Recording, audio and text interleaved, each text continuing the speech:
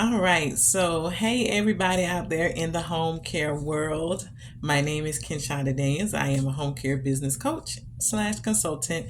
So I help my clients, I teach them how to operate their agency, become Medicaid providers, and get contracted with the major insurance companies, right?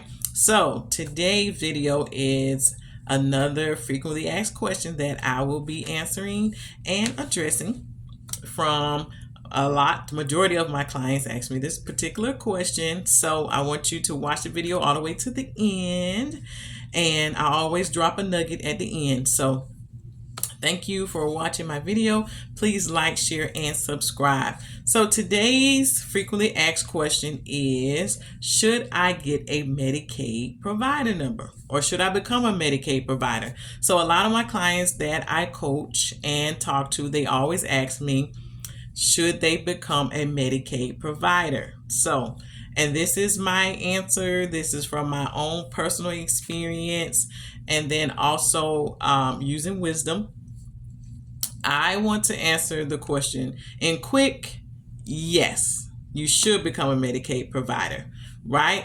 So, but let me give you a few things to consider in becoming a Medicaid provider, right? So I'll give you some pros, and then I'll give you some cons, and then you make the decision on if that's something that you want to do. All right, so becoming a Medicaid provider means that you are able, as a home care business owner or an independent person who just wants to become a Medicaid provider, you are allowed to perform certain services and get reimbursed for your services. Okay, so basically that's what it is in a nutshell. All right, so let's discuss the pros of becoming a Medicaid provider. Pro number one is, drum roll, you can get insurance contracts. Okay, so insurance contracts, or some may say insurance credentialing. Either way, you can get an insurance contract with a lot of the major health insurances out there that are that participate with Medicaid, right? So once you become a Medicaid provider, you can then go and enroll with the MCOs to become a provider under the MCO, which is the insurance company that will ultimately reimburse you for the services that you perform or your caregivers perform. Okay, so why is that a big deal? Because there are a ton of insurance companies out there that are connected with Medicaid. So that is a pro. It opens up the opportunity and options for you to get insurance contracts with different healthcare insurances, which is a plus, right, for your home care business, and then ultimately for the clients who have Medicaid under these particular community plans that you are now able to serve. Okay, the second pro is a consistent client flow, right? So we know that it takes clients to maintain and sustain a home care business. We all need clients to do that.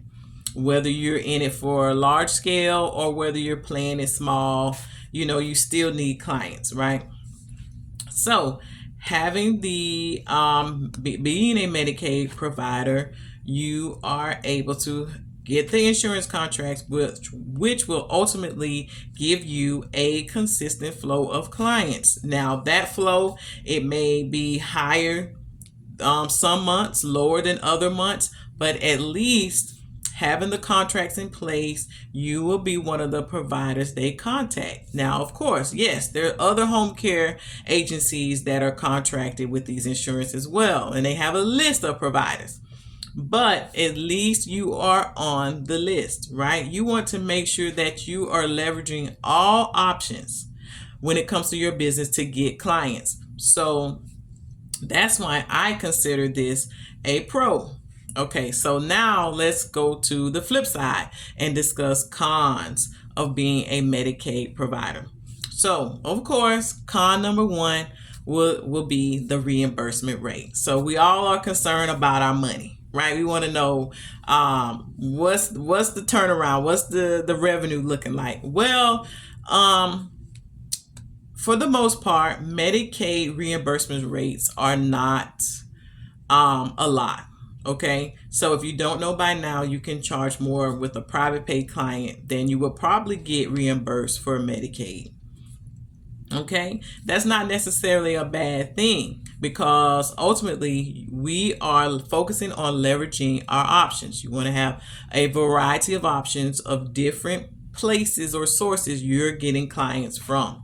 As long as you're doing that, you'll be okay. So the reimbursement rates are not a lot. In some states, they are very low. Some states are higher than others. So that range can vary.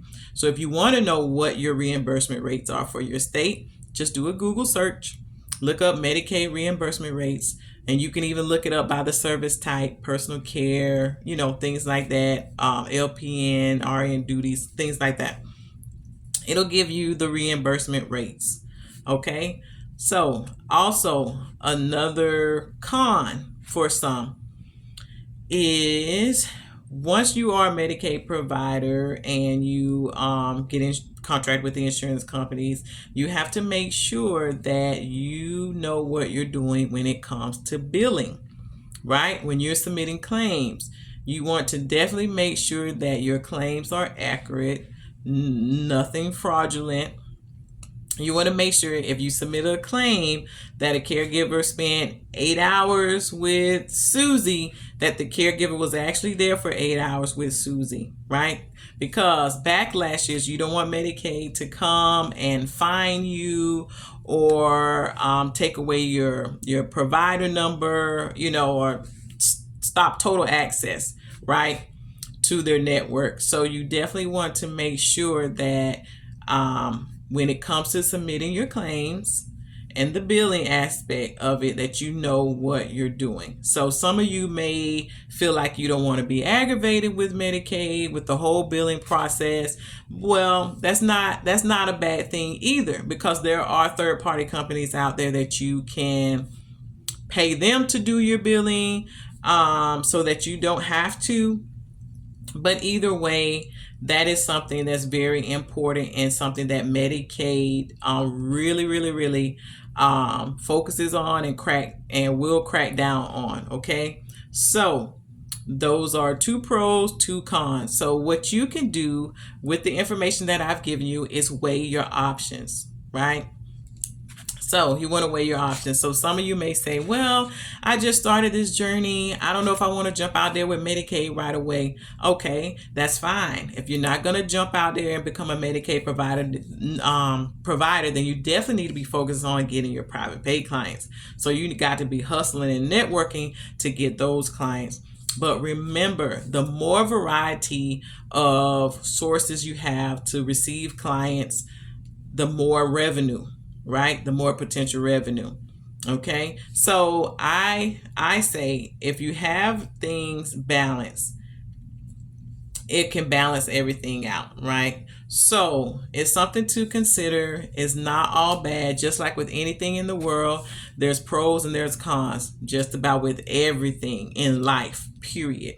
So if you want to talk to me on a more personal level, you have more questions about the Medicaid process, or the insurance contracts process, things like that. And for those of you who haven't watched my video on how you can get insurance contracts without becoming a Medicaid provider, that is also an option. So go back on my YouTube channel, look for that video, and watch that video as well. And I do help those who want to get contract with insurance companies without being a Medicaid provider. I perform that service as well, and it is also on my website. So if you want to work with me on a more personal one-to-one basis, I do have a coaching program, 2 coaching programs to be exact. So to better assist you, one is on the higher end and one is month-to-month coaching. that you can sign up for. I also have the online courses. So like I said, I will be going through my frequently asked questions, answering them, giving you some more information and insight on those. So hopefully this video has helped you, giving you something to think about when it comes to should you become a Medicaid provider. So in my opinion, just weigh the pros and cons. I think it's a benefit. I think it's an added resource overall when you're trying to get clients. But hey, you be the judge of that. And until then, I'll see you in the next video.